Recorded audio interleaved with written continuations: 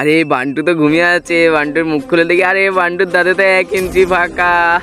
আরে কি হলো এটা বান্টুর সাথে? এবার আমি সব ফল সব খাবার খেয়ে নেবো, সব কিছুতে 1 ইঞ্চি করে গ্যাপ রাখবো যাতে বান্টু আর খেতে না পারে। সব কিছুতে 1 ইঞ্চি গ্যাপ, বান্টু আর খেতেই পাবে না। বান্টুর সাথে কি হয়ে গেল? এবার আমি চেয়ারটা নিয়ে ওদিকে চলে যাই যাতে বান্টু বুঝতে না পারে আমি এটা করেছি। আমি তো কালু মোটার দোষ দেবো।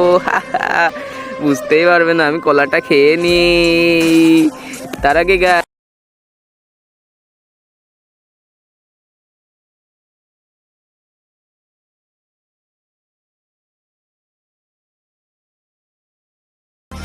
এই বান্টু ওট ওট ওট, দেখ কালু তার বোর সাথে করে তোর সব খাবার খেয়ে নিয়েছে এবং তোর দাঁতে 1 ইঞ্চি ফাঁকা আছে। ও এটা জেনে সব কিছুতে দেখ 1 ইঞ্চি করে গ্যাপ দিয়েছে যাতে তুই আর এটা খেতে না পারি।